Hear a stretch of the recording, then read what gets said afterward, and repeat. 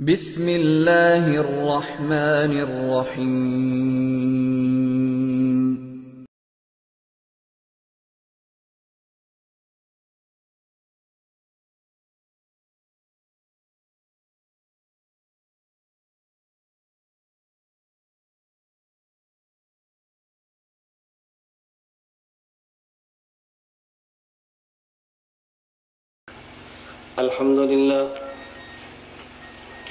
الحمد لله نحمده ونستعينه ونستغفره ونؤمن به ونتوكل عليه ونعوذ بالله من شرور أنفسنا ومن سيئات أعمالنا من يهده الله فلا مضل له ومن يضلل فلا هادي له ونشهد أن لا إله إلا الله وحده لا شريك له ونشهد أن سيدنا ومولانا محمدا عبده ورسوله أما بعد فأعوذ بالله من الشيطان الرجيم بسم الله الرحمن الرحيم يا أيها الذين آمنوا أطيعوا الله وأطيعوا الرسول وأولي الأمر منكم فإن تنازعتم في شيء فردوه إلى الله والرسول إن كنتم تؤمنون بالله واليوم الآخر ذلك خير وأحسن تأويلا اللهم صل على محمد وعلى آل محمد كما صليت على إبراهيم وعلى آل إبراهيم إنك حميد مجيد اللهم بارك على محمد وعلى آل محمد كما باركت على إبراهيم وعلى آل إبراهيم إنك حميد مجيد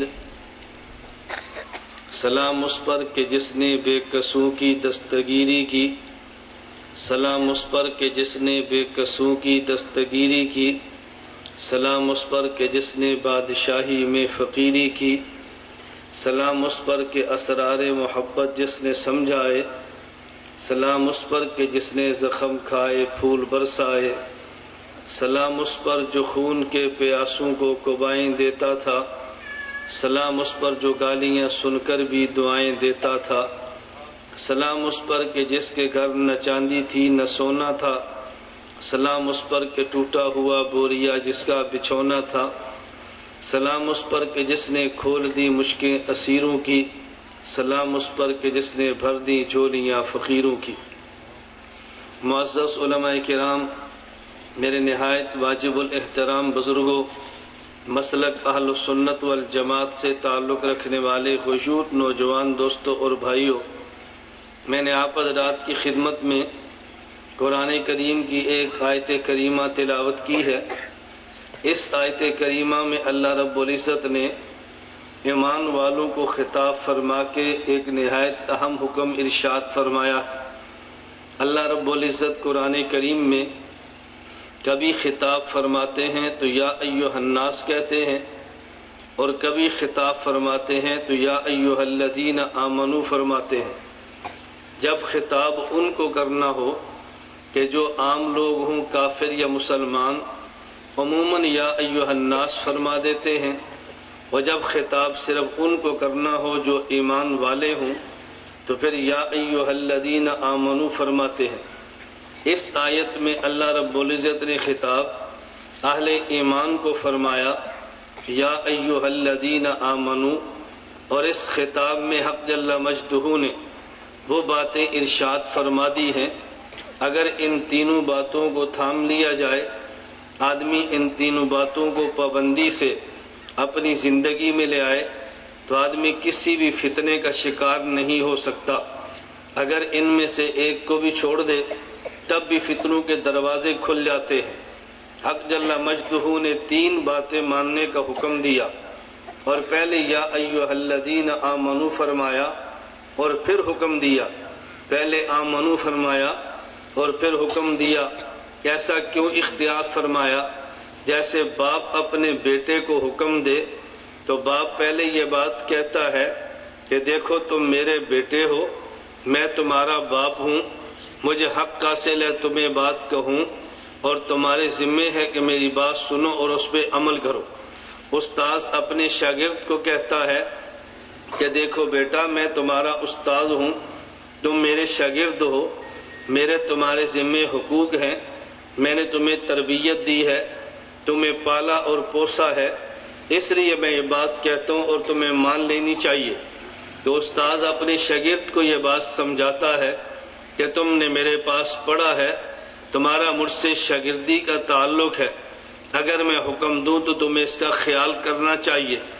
اللہ رب العزت نے بھی فرمایا یا ایھا الذین آمنو، دیکھو یہ بات میں انہیں کہہ رہا ہوں کہ جو مجھ پر ایمان لا چکے ہیں، یہ بات میں ان کو کہہ رہا ہوں جو میرے پیغمبر کو مان چکے ہیں، یہ بات میں ان کی کر رہا ہوں کہ جو میری باتیں ماننے کا وعدہ کر چکے ہیں۔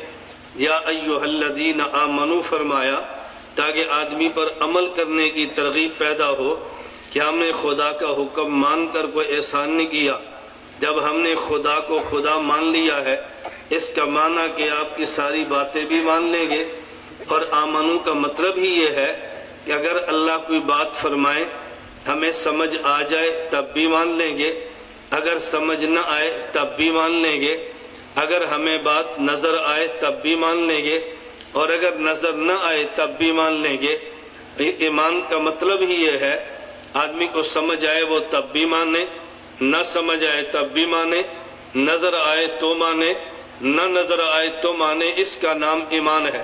اگر سمجھ آئی تو پھر مانا، یہ کون سا ایمان ہے؟ اگر نظر آیا تو پھر مانا، یہ کون سا ایمان ہے؟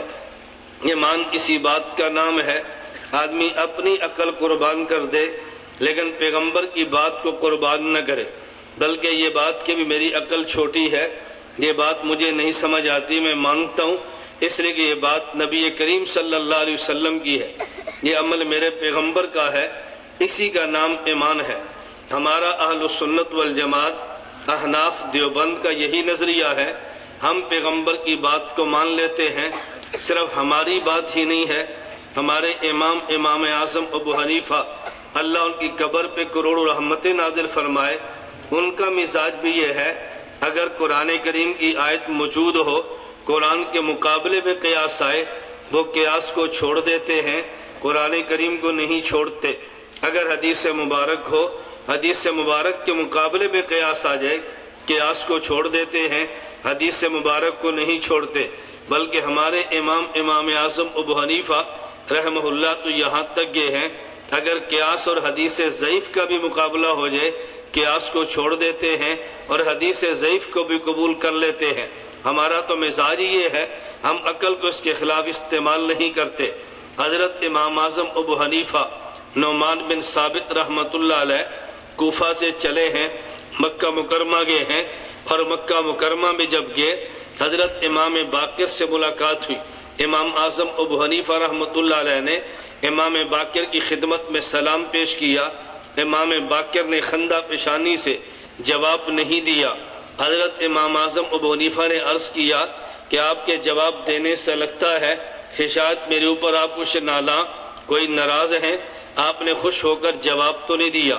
حضرت امام باقر فرمانے لگے میں نے تیرے بارے میں یہ بات سنی ہے کہ تو حدیث کے مقابلے میں قیاس کو لیتا ہے اور حدیثوں کو چھوڑ دیتا ہے، نص کے مقابلے میں قیاس کرتا ہے، نص کو چھوڑ کے قیاس کو لیتا ہے۔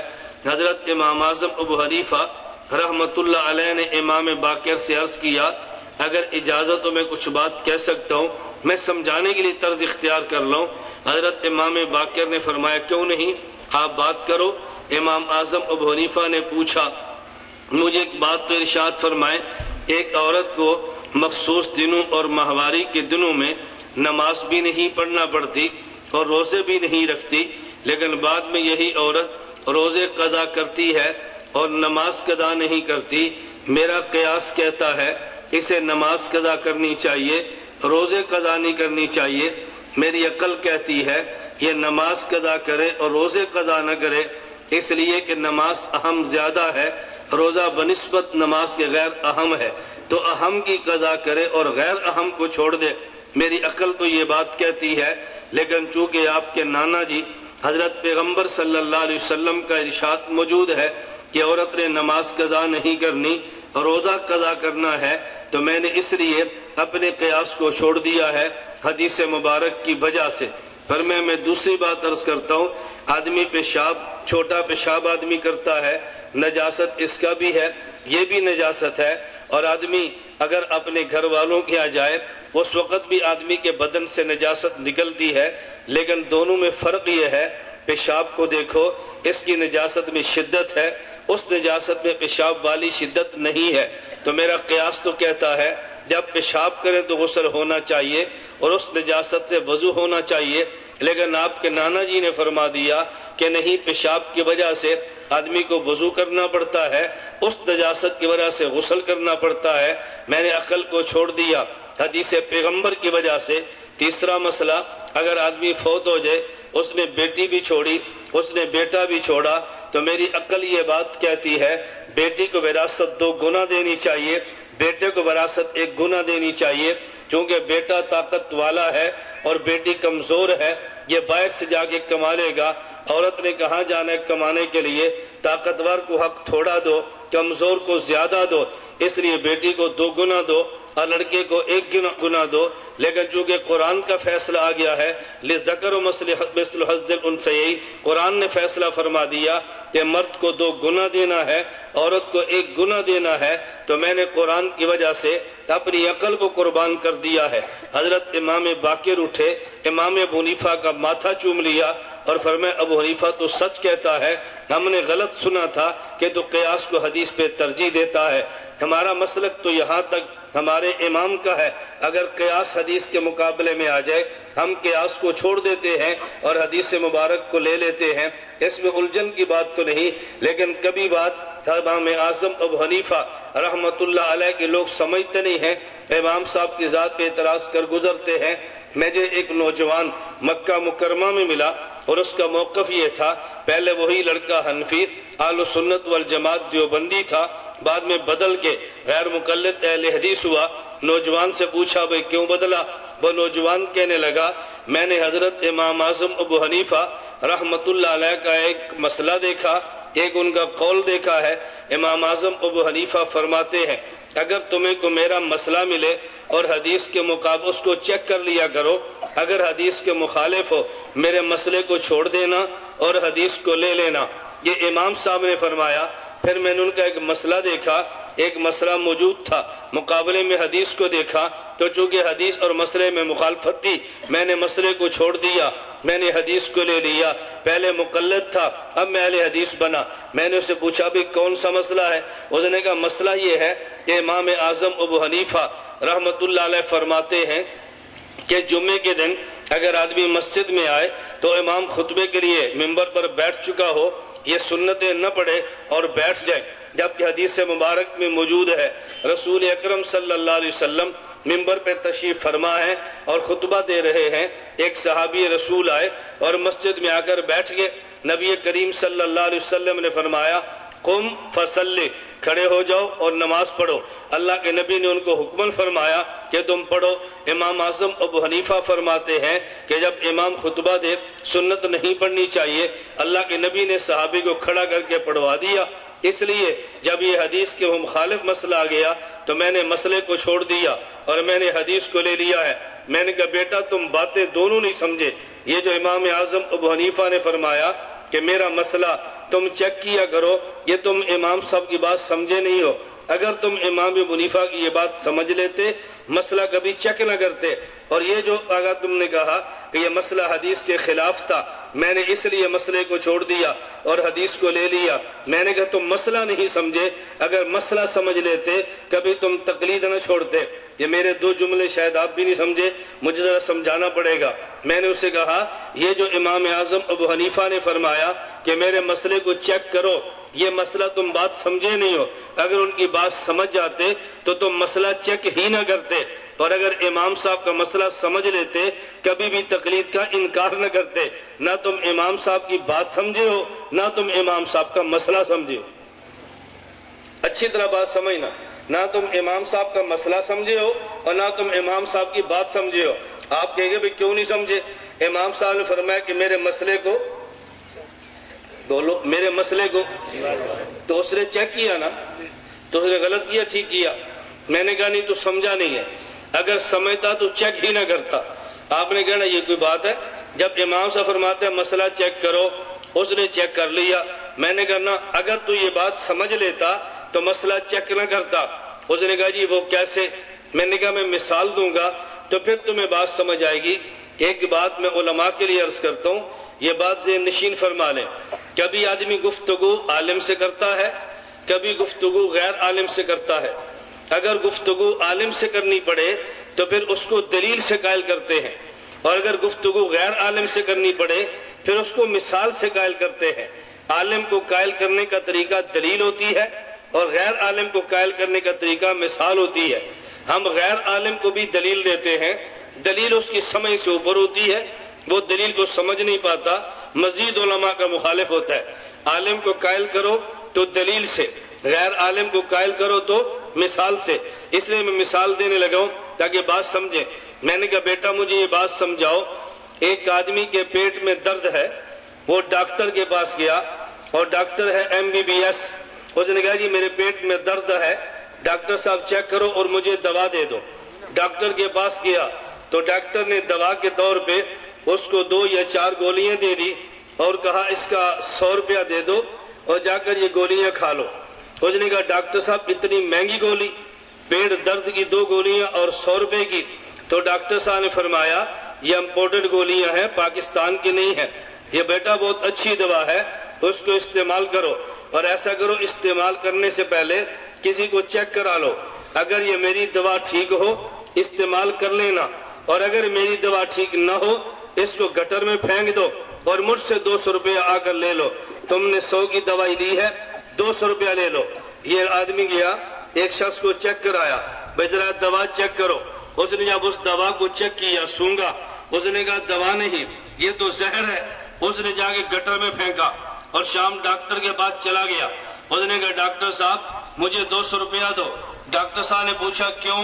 اس نے کہا جی میں آپ نے کہا تھا میری دوا کو چیک کرا لو، اگر یہ ٹھیک نہ ہو اس کو گٹر میں پھینک دینا اور مجھ سے 200 روپیہ لے لینا، میں نے چیک کرائی ہے وہ دوا نہیں زہر تھی، اس لیے مجھے 200 روپیہ دے دو۔ ڈاکٹر صاحب نے پوچھا بھائی آپ نے وہ میری دوائی کس سے چیک کرائی ہے؟ توجہ رکھنا، وہ دوائی کس سے چیک کرائی ہے؟ تو یہ مریض کہنے لگا بشیر موچی کڑوں۔ نہیں سمجھے؟ پنجابی نہیں سمجھے؟ کہتا ہے بشیر موچی کڑوں۔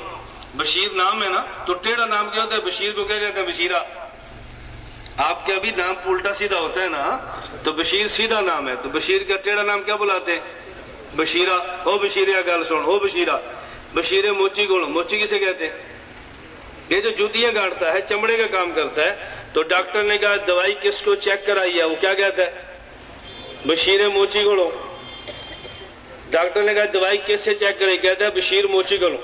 یہ جوتیاں گانٹ رہا تھا نا، اس نے کہا یار یہ دوائی چیک کرنا، اس نے سونگی، اس نے کہا دوائی نہیں زہر ہے، اور ڈاکٹر نے کہا وہ جو چمڑے کا کام کرتا ہے اس کو تو میڈیسن زہری نظر آنی ہے نا، یہ جو میں نے تجھے کہا تھا نا میری دوائی چیک کرانا، تو میرا جملہ سمجھا نہیں ہے، اس کا مطلب یہ نہیں تھا کہ بشیر موچی سے چیک کرانا، اس کا مطلب یہ تھا MBBS ڈاکٹر سے چیک کرانا۔ آپ سمجھ آئی؟ اس کا مطلب کیا تھا بشیر موچی سے چیک نہ کرانا بلکہ MBBS ڈاکٹر سے چیک کرانا۔ وہ کہے نا دوائی 2 نمبر ہے تو پھر مجھ سے 200 روپیہ۔ میں نے کہا جس طرح وہ ڈاکٹر کی بات نہیں سمجھا تو امام ابو حنیفہ کی بات نہیں سمجھا۔ یہ تو امام ابو حنیفہ نے فرمایا کہ میرا مسئلہ چیک کرا لو، اس کا مطلب یہ نہیں تھا کہ بنو بازار میں گنڈیری بیچنے والوں سے چیک کرا لو، اس کا مطلب یہ نہیں تھا۔ توجہ ہے؟ اس کا مطلب یہ نہیں تھا یہ کالج کے پروفیسر سے چیک کرا لو، اس کا مطلب یہ نہیں تھا جو شہر میں پکوڑے بیچتا ہے اس امام حنیفہ کا مسئلہ چیک کرا لو، اس کا مطلب یہ تھا کہ مسئلہ میرا ہو امام مالک سے چیک کرا لو، مسئلہ میرا ہو امام شافعی سے چیک کرا لو، مسئلہ میرا ہو امام احمد سے چیک کراؤ، میں مجتہد ہوں میرا مسئلہ مجتہد سے چیک کرا لو، اگر مجتہد کہنا حدیث کے خلاف ہے تو پھر چھوڑ دینا۔ اب بات سمجھ آئی؟ تو میں نے کہا بیٹا جو امام صاحب نے فرمایا کہ میرا مسئلہ چیک کرا لو، یہ تو سمجھا ہی نہیں ہے، یہ تو سمجھا ہی نہیں ہے، اگر سمجھتا تو کبھی چیک نہ کرتا۔ آج کے دور میں لوگ کیا کرتے ہیں، پہلے جہاد کے نام پہ لڑکے جمع کریں گے، پھر ان کو لے کر جائیں گے ٹریننگ سنٹر، غیر مقلد جماعت الدعوہ والے، وہ لڑکا واپس آئے گا تو پھر میں اس سے پوچھتا ہوں بھئی تو کہاں گیا تھا؟ کہتے ہیں ٹریننگ کرنے کے لیے۔ کہاں پہ؟ مظفر آباد۔ کیا سیکھا ہے؟ اسلحہ۔ کیا سیکھا ہے؟ بارود۔ اب کیا کرتا ہے؟ میں فضائل مال چیک کرتا ہوں۔ سیکھا گیا ہے بارود اور چیک کیا کرتا ہے؟ فضائل مال۔ بھئی وہاں کیوں گیا تھا؟ جہاد کرنے کے لیے۔ اب کیا کرتا ہے؟ بہشتی زیور ٹھیک نہیں ہے۔ بھئی جس کام کے لیے گیا تھا وہ کام کر، گیا کسی اور کام کے لیے، مرتا تو بہشتی زیور کو چیک کرتا ہے، تو فضائل مال کو چیک کرتا ہے، تو تبلیغی جماعت کو چیک کرتا ہے، تو ہمارے بستر چیک کرتا ہے، جو کام کیا ہے وہ کرنا۔ تو امام صاحب نے فرمایا میرا مسئلہ چیک کرو۔ میں نے کہا تو سمجھا نہیں ہے، اگر سمجھ لیتا تو کبھی مسئلہ چیک نہ کرتا۔ جس طرح وہ مریض ڈاکٹر کی بات نہیں سمجھا تو امام ابو حنیفہ کا قول نہیں سمجھا۔ یہ تیرا کام چیک کرنا نہیں ہے، اور اگر تو امام صاحب کا مسئلہ سمجھ لیتا تو فقہ چھوڑ کے کبھی بھی اہل حدیث نہ بنتا۔ کہتے نہیں وہ کیسے؟ میں نے کہا مسئلہ سمجھ، امام صاحب کا مسئلہ کیا ہے؟ کہتے نہیں امام صاحب کا مسئلہ بڑا واضح ہے کہ جمعے کے دن امام خطبہ دے رہا ہو، تم نے سنتیں نہیں پڑھی، حدیث مبارک میں آ گیا نبی پاک صلی اللہ علیہ وسلم خطبہ دے رہے تھے، ایک صحابی مسجد میں آیا اور آ کر بیٹھ گیا، اللہ کے نبی نے فرمایا قم فصلی، کھڑا ہو اور سنتیں پڑھ لے، دیکھو مسئلہ حدیث کے خلاف ہے۔ میں نے کہا تو نہیں سمجھا، اگر سمجھتا کبھی فقہ نہ چھوڑتا۔ کہتا جی کیا مطلب؟ میں نے کہا ایک مسئلہ تو نے بیان کیا، دو مسئلے میں تجھ سے پوچھتا ہوں تو پھر بات بالکل صاف ہو جائے گی۔ نمبر ایک مسئلہ توجہ رکھنا، حدیث مبارک میں ہے ایک شخص حضور اکرم صلی اللہ علیہ وسلم کی خدمت میں آیا اور اس نے آگے عرض کیا یا رسول اللہ رمضان کا مہینہ تھا، میں نے روزہ رکھا تھا، میں گھر والی کے پاس چلا گیا، نبی کریم صلی اللہ علیہ وسلم نے فرمایا ایک غلام آزاد کرو۔ اس نے کہا جی میں اپنی گردن کے علاوہ کسی کا مالک ہی نہیں ہوں۔ فرمایا پھر 2 ماہ مسلسل روزے رکھو۔ اس نے کہا حضور ایک تو شام تک رکھ نہیں سکا، یہ 2 ماہ مسلسل کیسے رکھوں گا؟ فرمایا پھر 60 مسکینوں کو کھانا کھلاؤ۔ اس نے کہا میں خود مسکین ہوں، کسی کو کھانا کہاں سے کھلاؤں گا؟ بیٹھا ہوا تھا ایک صحابی آگے، کہا یا رسول اللہ یہ کھجوروں کا ایک ٹوکرا ہے، یہ مدینے کے مساکین کے لیے ہے، فرمایا یہ کھجوریں لے جاؤ اور باہر جا کے تقسیم کر دو۔ اس نے کہا جی مجھ سے بڑا محلے میں مسکین کون ہوگا؟ اللہ کے نبی فرمانے لگے چلو کھجوریں تم خود کھا لو، یہی تمہارا کفارہ ہے۔ حدیث میں آ گیا کہ نہیں؟ بولو حدیث میں آ گیا نا؟ ذرا دوسری حدیث سنو۔ میں نے کہا رسول اکرم صلی اللہ علیہ وسلم اپنے گھر سے نکل کے باہر مدینہ منورہ بازار میں ہے، ایک یہودی کے ساتھ تکرار شروع ہے، بحث چل رہی ہے۔ یہودی کہنے لگا کہ حضور آپ نے یہ گھوڑا مجھ سے نہیں خریدا۔ فرمایا نہیں میں نے خریدا، تو نے بیچا ہے۔ یہودی کہتا ہے میں نے نہیں بیچا۔ حضور اکرم صلی اللہ علیہ وسلم نے فرمایا کہ تو نے بیچا ہے۔ یہ بات چل رہی تھی، ایک صحابی رسول حضرت حذیمہ آگے، انہوں نے کہا یا رسول اللہ میں گواہی دیتا ہوں کہ آپ نے گھوڑا خریدا ہے، اس نے گھوڑا بیچا ہے۔ نبی کریم صلی اللہ علیہ وسلم نے فرمایا تو گواہی کیسے دیتا ہے؟ گواہی تو وہ دیتا ہے جو موقع پر موجود ہو۔ جب میری اور اس کی بیع شرا ہوئی ہے تو موقع پر موجود نہیں تھا، تو پھر گواہی کیسے دیتا ہے؟ صحابی کہنے لگے یا رسول اللہ آسمان سے جبریل آتا ہے اور واپس چلا جاتا ہے، ہم نے کبھی نہیں دیکھا لیکن آپ نے فرمایا ہم نے گواہی دے دی ہے، جبریل کا آسمان سے آنا اور جانا بغیر دیکھے آپ کے فرمانے پر مان سکتے ہیں، اور گھوڑے کا بیچنا اور خریدنا آپ کے فرمانے پر ہم بغیر دیکھے نہیں مان سکتے۔ نبی کریم صلی اللہ علیہ وسلم اتنے خوش ہوئے، فرمانے کہ من شہد لو خزیمہ فہو حسبو۔ دیکھو اصل بات تو یہ ہے کہ کسی بھی کیس میں مدعی کی حق میں فیصلہ تب ہوگا کہ جب گواہ دو ہو جائیں، لیکن یہ میرا صحابی حضرت خزیمہ فرمائے اس کے لیے میں نبوی اعزاز دیتا ہوں، اگر یہ اکیلا ہو جائے تو دو کی جگہ پہ کافی ہے، اکیلا ہو جائے تو دو کی جگہ پہ۔ میں نے کہا بیٹا تو مسئلہ بتانا۔ ایک چیکر تھا، سمجھ گئے کون تھا؟ چیکر، نام لینے کی ضرورت تو نہیں ہے نا، فقہ چیک کرنے والا، بیت زیور چیک کرنے والا چیکر تھا۔ اس نے روزہ رکھا، حالت روزے میں بیوی کے پاس چلا گیا۔ اب مسجد میں آ کے مولوی صاحب سے کہتا ہے مولوی صاحب مجھے کھجوریں کھلاؤ۔ مولوی صاحب نے پوچھا کیوں؟ اس نے کہا جی میں نے روزہ رکھا تھا، پھر بیوی کے پاس چلا گیا۔ مولوی صاحب نے کہا جوتا لانا۔ اس نے کہا کیوں؟ حضور نے کھجوریں کھلائی، آپ جوتے کھلاتے ہو؟ لے یہ تو حدیث کے خلاف ہے۔ بات سمجھ آ گئی؟ نبی پاک صلی اللہ علیہ وسلم نے کیا کھلائی؟ بولو کھجوریں، اور مولوی صاحب کیا کھلا رہے ہیں؟ کہتے تو حدیث کے خلاف ہے۔ حضور نے تو کھجوریں کھلائی تو تم مجھے جوتے مارتے ہو، اس کا مطلب تجھے شاباش دے، تو نے بڑا اچھا کام کیا ہے، تجھے کھجوریں کھلائیں۔ کہتا ہے دیکھو حدیث کے خلاف ہے، توجہ رکھنا۔ میں نے کہا کیوں؟ کہتا ہے جب نبی پاک نے کھجوریں کھلائیں تو آپ کیوں جوتے مارتے ہیں؟ میں نے کہا مجھے اب مسئلہ بتا، کھجوریں کھلانے چاہیے کہ جوتا؟ کہتے نہیں جوتے مارے۔ میں نے کہا جب حدیث میں کھجوریں تو پھر کیوں نہیں کھلاتے؟ مجھے کہنے لگا جی دیکھو مسئلہ بڑا واضح ہے، اصل اصول تو یہ ہے اگر کوئی بندہ روزہ رکھ لے اور روزے کو توڑ دے، اس کا حل یہ ہے ایک غلام آزاد کرے، اگر آزاد نہیں کر سکتا تو 2 ماہ مسلسل روزے رکھے، اگر نہیں رکھ سکتا تو 60 مساکین کو کھانا کھلائے، کفارہ یہی ہے۔ یہ عام قانون اور اصول ہے، لیکن وہ خاص صحابی کی خصوصیت ہے کہ ان کو اللہ کے نبی نے گنجائش دی ہے، خصوصیت اور ہوتی ہے، قانون اور ہوتا ہے۔ میں نے کہا بالکل اسی طرح ایک چیکر عدالت میں گیا گواہ بن کے، جج نے اس کی گواہی سن لی تو جج نے کہا گواہ دوسرا بھی لاؤ۔ یہ چیکر کہنے لگا نہیں جی میں اکیلا کافی ہوں۔ جج نے پوچھا کیوں؟ اس نے کہا میں گواہی دیتا ہوں اللہ کے نبی نے گھوڑا خریدا ہے اور یہودی نے بیچا ہے۔ جج نے کہا پھر کیا ہو گیا؟ اس نے کہا جب حضرت خزیمہ صحابی نے کہا تھا اللہ کے نبی آپ نے گھوڑا خریدا یہودی نے بیچا تو حضور نے فرمایا تو اکیلا کافی ہے،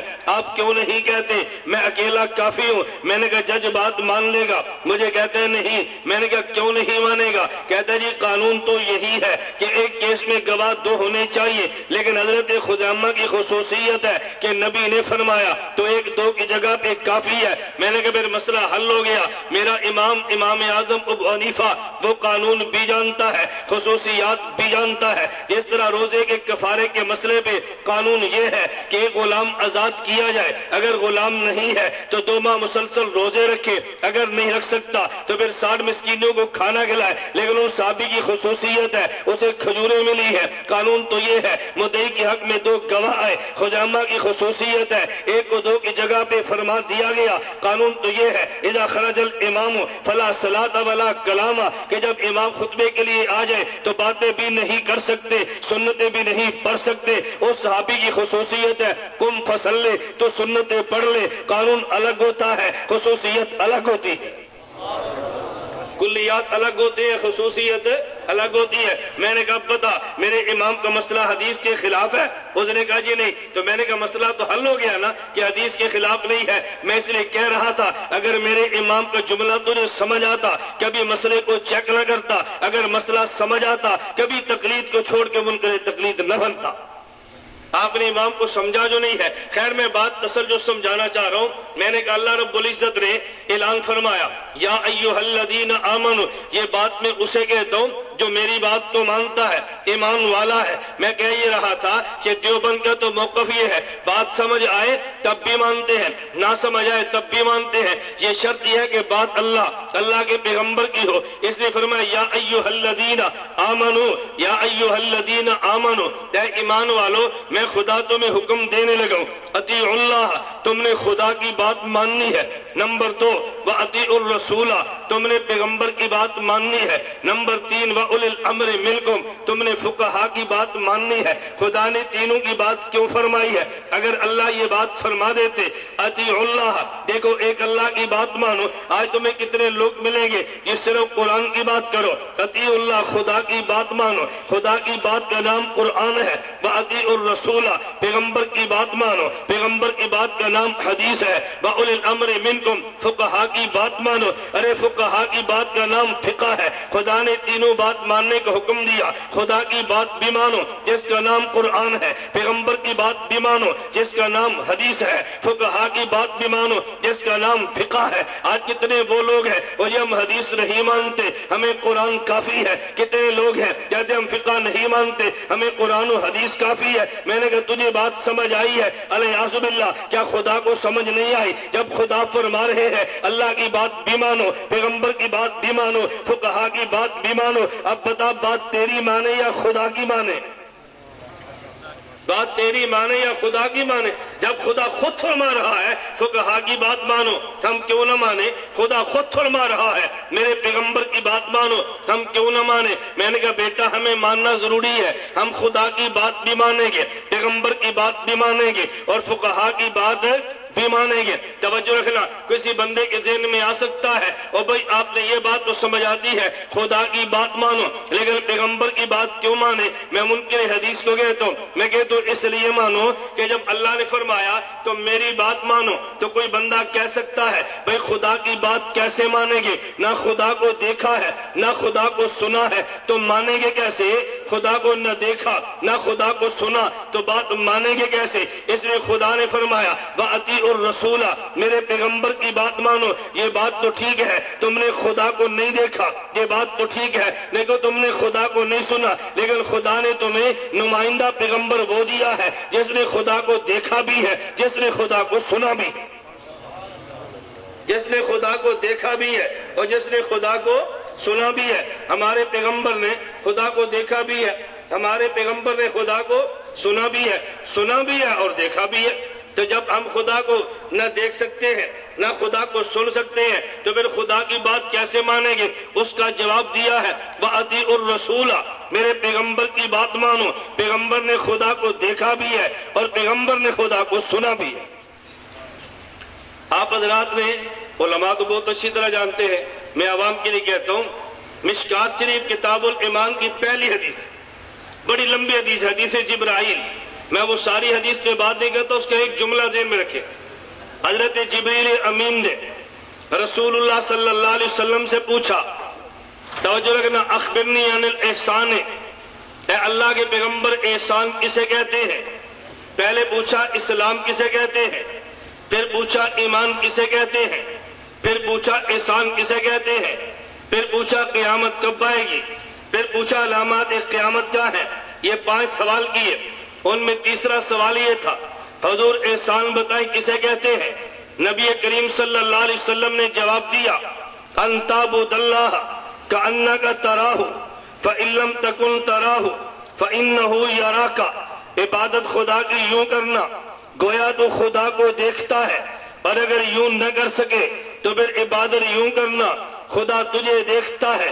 حضرت مولانا صوفی سرور دامت برکاتہم جامعہ اشرفیہ لاہور کے شیخ الحدیث شرح بخاری میں ارشاد فرماتے ہیں ایک عبادت نبی کی ہے، ایک عبادت امتی کی ہے۔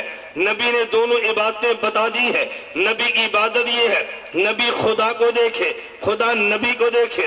امتی کی عبادت یہ ہے یہ خدا کو نہیں دیکھتا، خدا اسے دیکھتا ہے۔ ان تعبد اللہ کأنک تراہ، عبادت یوں کرنا گویا تو خدا کو دیکھے، یہ عبادت نبی کی ہے۔ فإن لم تکن تراہ فإنہ یراک، عبادت یوں کرنا کہ تو نہیں دیکھ سکتا خدا تجھے دیکھے، یہ عبادت امتی کی ہے۔ نبی کی عبادت کا نام عبادت مشاہدہ ہے، وہ جانبین ایک دوسرے کو دیکھ لیتے ہیں۔ امتی کی عبادت غیبوبت ہے، امتی خدا کو نہیں دیکھتا لیکن خدا امتی کو دیکھ رہا ہے۔ میں نے اس نبی کا کلمہ پڑھا ہے جس نبی نے خدا کو سنا بھی ہے، جس نبی نے خدا کو دیکھا بھی ہے۔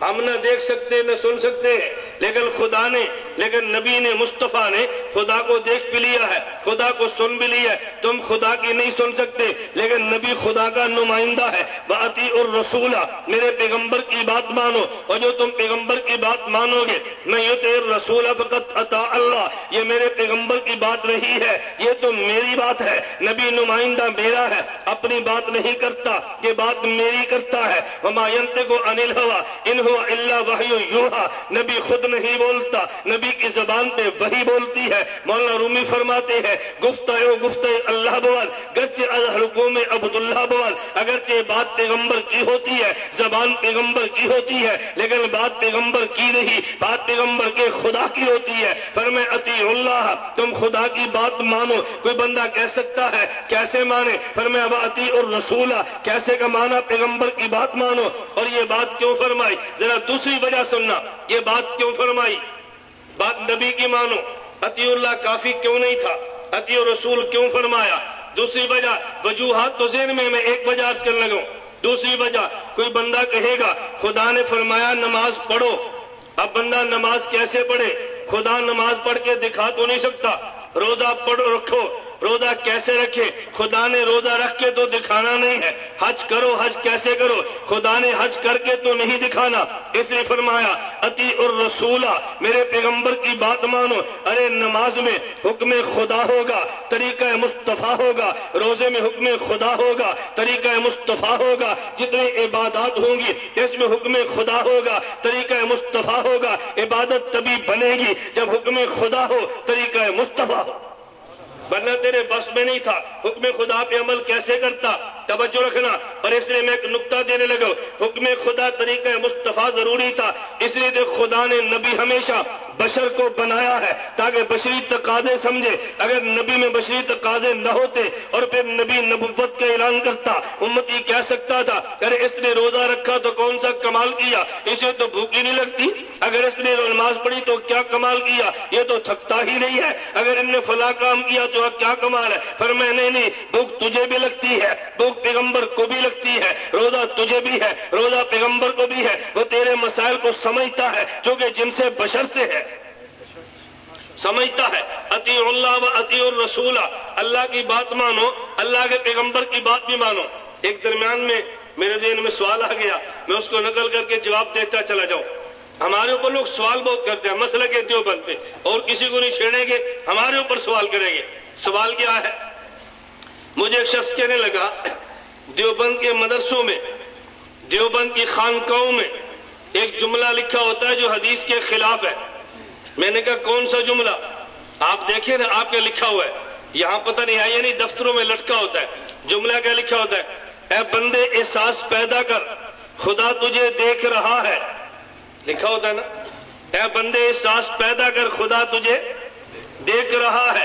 کہا یہ جملہ حدیث کے خلاف۔ میں نے کہا کون سی حدیث؟ کہتا ہے یہ جو ابھی آپ نہیں پڑھ رہے، نبی کریم صلی اللہ علیہ وسلم نے فرمایا ان تعبد اللہ کأنک تراہ، عبادت یوں کر تو خدا کو دیکھ رہا ہے، عبادت یوں کر تو خدا کو دیکھ رہا ہے۔ اور تمہاری خانقاہ میں کیا لکھا ہے؟ عبادت یوں کر خدا تجھے دیکھ رہا ہے۔ سوال سمجھ آیا؟ سوال سمجھ آئے گا تو جواب سمجھ آئے گا نا۔ بات سمجھ آ گئی ہے؟ عبادت یوں کر کے خدا، احساس پیدا کر خدا تجھے دیکھتا ہے۔ اور حدیث میں کیا ہے؟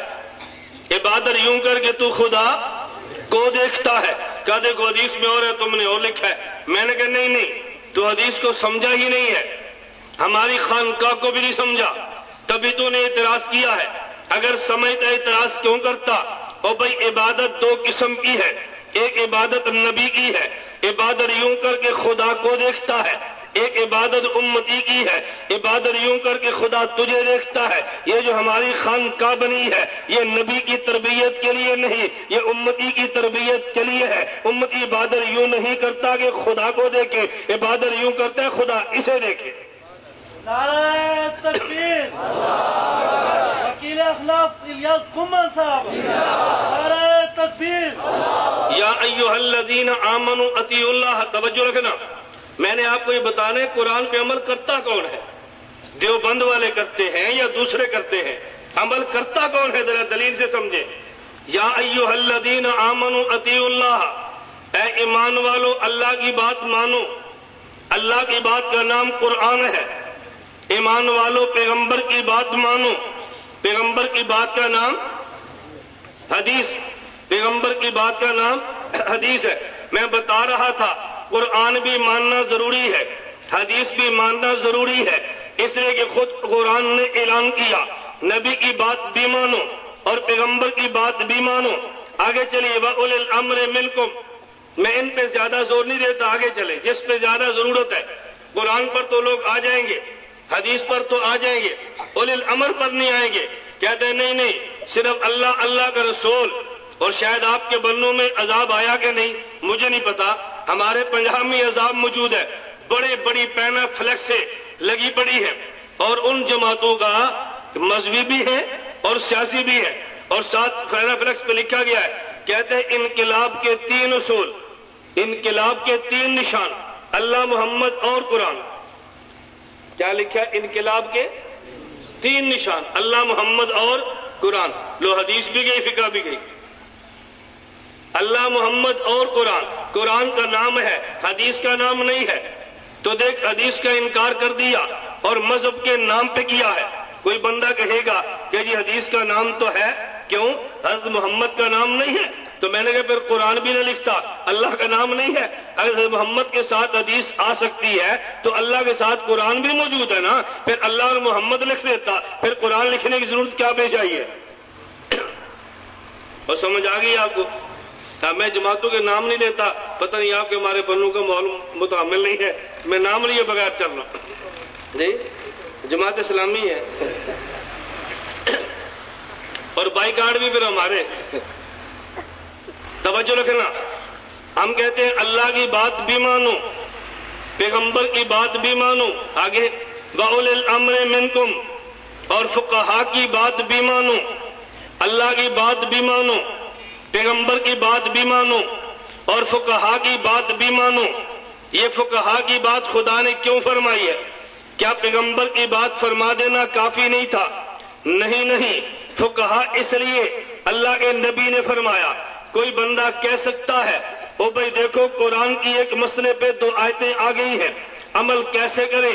ہم کہیں گے نبی سے پوچھ لے، جس نبی پہ قرآن اترا ہے وہ نبی بتا دے گا یہ آیت پہلے دور کی ہے، یہ آیت بعد کے دور کی ہے۔ اگر نبی کو نہیں لے گا تو قرآن پہ اعتراض آ جائے گا۔ خود قرآن اعلان کرتا ہے وَلَوْ كَانَ مِنْ عِنْدِ غَيْرِ اللَّهِ لَوَجَدُوا فِيهِ اخْتِلَافًا كَثِيرًا، قرآن میں اختلاف تو ہے ہی نہیں ہے، لیکن ایک مسئلے پہ 2 آیتیں قرآن میں موجود ہیں، نبی بتائے گا نبی کوئی اختلاف نہیں ہے۔ اختلاف تب ہوتا جب ایک ہی وقت میں دونوں آیتیں اترتی، ایک آیت پہلے دور میں اتری ہے، ایک آیت بعد کے دور کے اندر آئی ہے۔ جب زمانہ بدل جائے اسے تناقض اختلاف نہیں کہا جاتا۔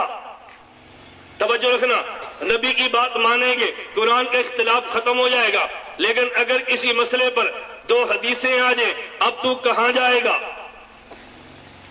اگر ایک مسئلے پر 2 حدیثیں آ جائیں اور اللہ کے نبی بتا کر نہ گئے ہوں یہ حدیث پہلے دور کی ہے، یہ حدیث بعد کے دور کی ہے، اب تجھے کون بتائے گا یہ حدیث پہلے دور کی، یہ حدیث بعد کے دور کی؟ ذرا توجہ رکھنا، میں ایک اصول دینے لگا۔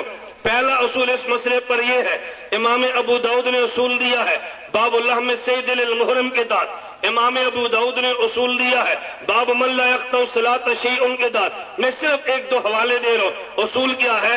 اذا تنازل خبران عن النبی صلی اللہ علیہ وسلم، اگر اللہ کے نبی سے دو حدیثیں آ جائیں، نظر الی ما عمل به اصحابہ بعدہ، ہم یہ دیکھیں گے پیغمبر کے جانے کے بعد صحابہ نے کس کو لیا ہے. جس حدیث کو صحابی لے لے ہم بھی لے لیں گے، جس کو صحابی چھوڑ دے ہم بھی چھوڑ دیں گے. صحابی کا حدیث کو لے لینا اس بات کی دلیل ہے یہ حدیث بات کے دور کی ہے، صحابی کا چھوڑ دینا اس بات کی دلیل ہے یہ حدیث بات کے دور کی ہے. خدا نے فرمایا وَأُولِي الْأَمْرِ مِنْكُمْ، اگر پیغمبر کی بات میں تمہیں الجھن پیش آ جائے تو پھر فقہا کی بات کو مان لینا. فقیہ پیغمبر کی حدیثوں میں تعارض کو دور کر کے تیری الجھنیں ختم کر دے گا، تیری الجھنیں ختم کر دے گا. اور الامر منکم، فقہا کی بات کو لے لو. توجہ رکھنا. چلے میں ایک مسئلہ اور بھی عرض کر دیتا ہوں. اس پہ اصول تو کئی ہیں لیکن کئی اصولوں پہ بات لمبی ہوتی ہے. میں صرف ایک اصول دینے لگا تھا. صحابہ کو دیکھ لیں گے، ہم نے پیغمبر کے صحابہ کو دیکھا رضی اللہ عنہم اجمعین. اچھا نمبر 2، اولی الامر کی ضرورت کیوں پیش آئی ہے، فقہا کی ضرورت کیوں پیش آئی ہے؟ ایک فقیہ وہ ہے جسے امام اعظم ابو حنیفہ، ایک فقیہ وہ ہے جو امام مالک، ایک فقیہ وہ ہے جو امام شافعی، ایک فقیہ وہ جو امام احمد. میں کہ ذرا اس سے پیچھے چلے، پہلے دور صحابہ کو دیکھے. دور صحابہ میں ہم نے دیکھا میرے پیغمبر کے پہلے جانشین جو خلیفہ بھی ہے اور فقیہ بھی ہے، ان کا نام امام ابو بکر صدیق ہے. میرے پیغمبر کے دوسرے خلیفہ جو فقیہ بھی ہے، ان کا نام امام عمر بن خطاب ہے. میرے پیغمبر کے تیسرے خلیفہ جو فقیہ ہے عثمان بن عفان ہے. نمبر 4 پیغمبر کے خلیفہ جو پیغمبر کے صحابی فقیہ بھی ہے، علی بن ابی طالب ہے. کتنے مسائل تجھے وہ پیش آ جائیں گے کہ جن میں مولوی اختلاف کریں گے اور فیصلہ خلیفہ دے دے گا. وَأُولِي الْأَمْرِ مِنْكُمْ، فرمایا تم نے فقہا کی بات ماننی ہے. ابو بکر صدیق سے بڑا بتا فقیہ کون ہوگا؟ عمر بن خطاب سے بڑا رضی اللہ عنہ فقیہ کون ہوگا؟ میرے نبی نے فرمایا فَإِنَّهُ مَن يَعِشْ مِنْكُمْ بَعْدِي، میں دنیا چھوڑ جاؤں گا، میرے بعد میں دین میں اختلاف نظر آئے گا. ایک مولوی کہے گا یہ کرو، دوسرا مولوی کہے گا یہ کرو، اختلاف نظر آئیں گے. تم نے اس اختلاف سے پریشان نہیں ہونا. فَعَلَيْكُمْ بِسُنَّتِي، نمبر 1 میری سنت کو لے لینا. اگر میری سنت میں بھی حل نظر نہ آئے، وَسُنَّتِ الْخُلَفَاءِ الرَّاشِدِينَ الْمَهْدِيِّينَ، پھر خلیفہ راشد کی سنت کو لے لینا. اختلافات سے جان چھوٹ جائے گی. اب بتاؤ نبی نے حل دے دیا، ایک مولوی ایک مسئلہ، ایک مولوی دوسرا مسئلہ بتاتے ہیں. ان دونوں مولویوں سے کہہ دو بھئی خلیفہ راشد کا عمل بتا دو، جس کے ساتھ خلیفہ راشد کا فتویٰ یا عمل موجود ہو وہ لے لو، اور جس کے ساتھ نہ ہو اسے چھوڑ دو. آسان حل ہے کہ نہیں؟ ایک مسئلہ میں بتاتا ہوں، ایک مسئلہ دوسرا مولوی بتاتا ہے. لوگ کہتے ہیں دو مولویوں میں اختلاف ہے، کیا کریں؟ اگر اس مسئلے پہ خلیفہ راشد کا فتویٰ موجود ہو تو پھر تو جھگڑا ہی نہیں ہے نا. مجھے کو جی تو بتا دے، دوسرے سے کہ جی تو بتا دے. جو خلیفہ راشد کا فتویٰ دے دے اس کو لے لے اور باقی چھوڑ دے. میں 4 مسئلے بتاتا ہوں 4 خلفاء کے حوالے سے. خلفاء راشدین کتنے ہیں؟ بولو کتنے؟ یہ عنوان نہیں، میں اس پہ وضاحت کرتا، میں صرف ایک جملے میں بات کہتا ہوں. یہ جو آپ کہتے ہیں نا خلفاء راشدین 4 ہیں، اس سے مراد ہے خلافت راشدہ معودہ فی القرآن. اس سے کیا مراد ہے؟ خلافت راشدہ معودہ فی القرآن. علماء طلباء یہ جملہ سمجھتے ہیں، میں عوام کو کہتا ہوں اس سے مراد یہ ہے کہ وہ خلفاء جن کی خلافت کا وعدہ خدا نے قرآن میں کیا ہے وہ 4 ہیں. اس کا معنی یہ نہیں ہے حضرت حسن خلیفہ راشد نہیں، امیر معاویہ خلیفہ راشد نہیں رضی اللہ عنہ، یہ معنی نہیں ہے. مطلب کیا؟ خلافت راشدہ حق 4 یار، اس سے مراد وہ خلفاء ہیں جن کی خلافت کا وعدہ خدا نے قرآن میں کیا ہے. وہ کتنے ہیں؟ یہ جب مسئلہ نہیں سمجھ آتا نا تو لوگ کہتے ہیں سارے خلفاء ہیں. امیر معاویہ خلیفہ بھی ہیں، راشد بھی ہیں، اولئک هم الراشدون، تو خلفاء راشدین 4 کیسے ہوئے؟ بھئی ہمارے جو اکابر نے 4 لکھے ہیں تو ویسے تو نہیں لکھے نا، ہمارے سامنے اپنے اکابر کے دلائل پورے نہیں ہوتے نا، اس لیے ہم کبھی کبھی الجھن کے شکار ہوتے ہیں کہ شاید ہمارے اکابر سے غلطی ہو گئی ہے کہ سب نے مشترکہ مسئلے غلط لکھ دیا ہے. میں کہہ رہا تھا خلفاء راشدین کتنے ہیں؟ نمبر 1 حضرت ابو بکر صدیق رضی اللہ عنہ. ذرا مسئلہ سمجھیں، مسئلہ کیا ہے؟ ایک مولوی صاحب کہتے ہیں نبی کریم صلی اللہ علیہ وسلم قبر مبارک میں زندہ ہیں، ایک مولوی صاحب کہتے ہیں زندہ نہیں ہیں تو فیصلہ کس سے کرائیں؟ خلیفہ راشد سے فیصلہ کس سے کرائیں؟ بولو نا۔ حضور پاک صلی اللہ علیہ وسلم وفات پا گئے، اس پر تو اختلاف نہیں ہے نا، اس پر تو حدیث کی ضرورت نہیں ہے، سب مانتے ہیں حضور وفات پا گئے۔ مسئلہ کیا ہے؟ وفات کے بعد قبر مبارک میں زندہ ہیں یا زندہ؟ خلیفہ راشد کا فیصلہ۔ ابو بکر صدیق رضی اللہ عنہ دنیا سے جانے لگے، بیمار ہو گئے، جانے کا وقت آ گیا تو اپنے صحابہ سے فرمایا میں وصیت کر رہا ہوں، مجھے میری چارپائی کو اٹھا لینا، میرے نبی کی قبر کے باہر رکھ دینا، اندر سے اجازت ملے تو دفن کرنا، اجازت نہ ملے دفن نہ کرنا۔ صحابہ نے ابو بکر صدیق رضی اللہ عنہ کو غسل دے دیا، کفن ہو گیا، جنازہ پڑھا دیا، چارپائی کو اٹھایا۔ امام فخر الدین رازی فرماتے ہیں لما حملت جنازتہ الی باب قبر النبی صلی اللہ علیہ وسلم، صدیق کی چارپائی کو حضور کی قبر کے دروازے کے پاس رکھ دیا گیا۔ قبر کے دروازے کا معنی اس حجرے کا دروازہ جس کے اندر قبر موجود ہے۔ صحابہ نے کہا نودیا السلام علیکہ یا رسول اللہ، صحابہ نے عرض کیا السلام علیکہ یا رسول اللہ، اذا ابو بکر بالباب، حضور صدیق دروازے پر آیا ہے۔ امام رازی کہتا ہے نبی کی قبر سے آواز آئی ہے ادخل الحبیب الی الحبیب، ادخل الحبیب۔ تفسیر کبیر سورہ کاف وَتَحْسَبُهُمْ أَيْقَاظًا وَهُمْ رُقُودٌ، اس آیت کے تحت آپ تفسیر کبیر میں جا کے دیکھیں، میں نے حوالہ دیا تاکہ آپ کو آسانی سے مل جائے۔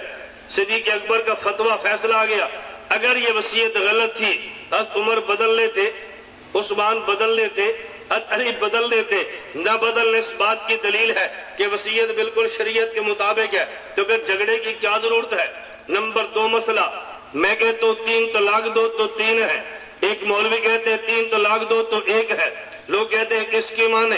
وہ بھی حدیث پڑھتا ہے، تم بھی حدیث پڑھتے ہو۔ میں نے کہا وہ حل ہو جو نبی نے دیا، نبی پاک صلی اللہ علیہ وسلم نے فرمایا اگر تمہیں میرے دین میں اختلاف نظر آئے خلیفہ راشد سے فیصلہ کرا لو، اگر صدیق اکبر کے دور میں کوئی ایسا فتویٰ موجود ہے تو لے آؤ، اگر نہیں ہے پھر عمر بن خطاب کے دور کا فتویٰ دیکھ لو، حضرت عمر بن خطاب نے فیصلہ فرما دیا 3 طلاق دو تو 3 ہوتی ہے۔ تو میں اس لیے کہہ رہا تھا جب تو مولوی میں اختلاف آ گیا تو خلیفہ راشد کو دیکھ لو، حضرت عمر نے فتویٰ دا کے مہر لگا دی ہے کہ دیکھو خلیفہ راشد نے فرما دیا 3 طلاق دو تو 3 ہوتی ہے۔ تیسرا مسئلہ آ گیا کہ جمعے کے دن اذان کتنی دینی ہے، میں کہتا ہوں اذانیں 2 دینی ہے، ایک مولوی کہے گا اذان 1 دینی ہے، آپ پریشان کیوں ہوتے ہو؟ اور یہ ایک مولوی 2 اذان کہتا ہے، ایک مولوی 1 اذان کہتا ہے، میں 2 اذان دیتا ہوں، مجھے کو تیرے پاس خلیفہ راشد کا فتویٰ موجود ہے جو اذان 1 دیتا ہے، اس سے پوچھو تیرے پاس فتویٰ موجود ہے، وہ کہتا ہے نہیں، تو پھر میرا فتویٰ مان لے،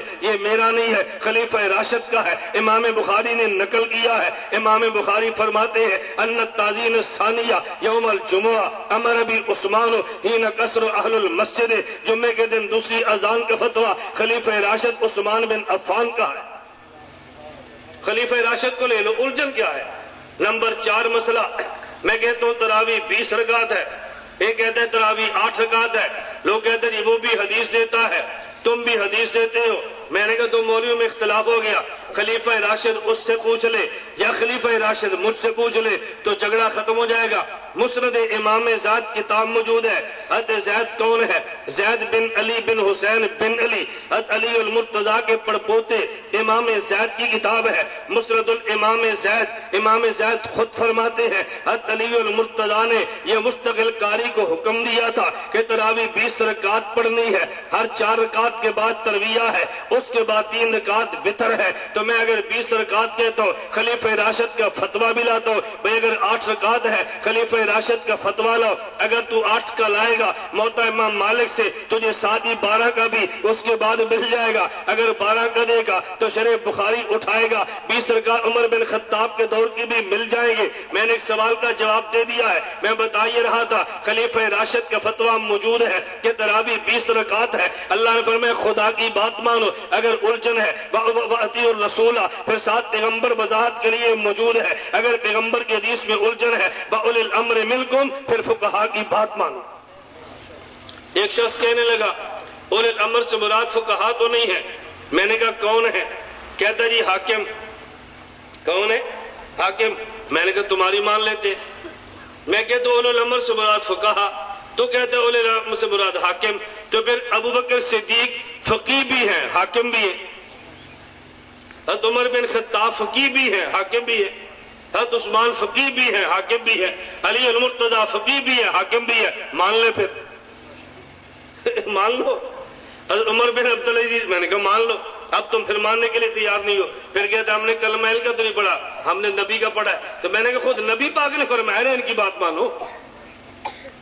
پھر بھی ماننے کے لیے تیار نہیں ہے. میں بتا یہ رہا تھا اللہ نے فرمایا فقہا کی بات مانو. فقہا کی بات مانو گے نا الجھن نہیں ہوگی، پریشان نہیں ہوگے، الجھنیں ختم ہو جائے گی. چلیے علی المرتضیٰ رضی اللہ عنہ، ان کے بعد حضور پاک کے صحابہ وہ دنیا میں پھیل گئے ہیں، لیکن باضابطہ جن نے دین کو مدون کر کے دیا ان میں پہلے شخص کا نام حضرت امام اعظم نعمان بن ثابت ابو حنیفہ رحمت اللہ علیہ. توجہ رکھنا، پہلے شخص کا نام امام اعظم ابو حنیفہ نعمان بن ثابت. ایک شخص کہنے لگا جی تمہارا امام کہاں پیدا ہوئے؟ میں نے کہا کوفہ. میں نے کہا کہاں ہونا چاہیے تھا؟ کہا جی مکہ. میں نے کہا نہیں، کوفہ میں ہونا چاہیے تھا. ایک کہتا جی مدینہ. میں نے کہا نہیں، کوفہ میں ہونا چاہیے تھا. تم شرما جاتے ہو، سینہ تان کے جواب نہیں دیتے، ڈر جاتے ہو. سینہ تان کے جواب دو. ہمارے امام اعظم ابو حنیفہ کہاں پیدا ہوئے؟ بولو نا. کہاں پیدا ہونا چاہیے تھا؟ کوفہ میں. تم جھجکتے کیوں ہو؟ کہاں پیدا ہونا چاہیے؟ میں نے کہا ان کو ہونا ہی کوفہ میں چاہیے تھا. مجھے کہتے جی کیوں؟ میں نے کہا حضور کے بعد پہلے خلیفہ. کہا جی ابو بکر. میں نے کہا دوسرے خلیفہ. کہا حضرت عمر. میں نے کہا تیسرے خلیفہ. کہا حضرت عثمان. میں نے کہا چوتھے. کہا علی المرتضیٰ. میں نے کہا خلافت راشدہ کتنے ہیں؟ کہتا جی 4. میں نے کہا علی المرتضیٰ خلفۂ راشدین میں سے آخری خلیفہ. اچھا صحابہ کے بعد جن کی فقہ دنیا میں چلی ہے، جو ان کو باضابطہ امت نے امام مان کے ان کی فقہ کو لیا ہے، مجھے بتا ان میں پہلا کون ہے؟ کیا جی امام اعظم ابو حنیفہ. میں نے کہا دوسرا. کیا جی امام مالک. تیسرا امام شافعی. چوتھا امام احمد. جس طرح خلفۂ راشدین میں سے بڑے صدیق ہے، چھوٹے عمر ہے، پھر عثمان ہے، پھر علی ہے. ان میں سے حضرت امام احمد چھوٹے، اس سے بڑے شافعی، اس سے بڑے امام مالک، اس سے بڑے امام ابو حنیفہ. چونکہ امام ابو حنیفہ پیدا ہوئے سن 80 ہجری میں، وفات پائی ہے 150 میں. حضرت امام مالک پیدا ہوئے 93 ہجری میں اور وفات پائی 179 میں.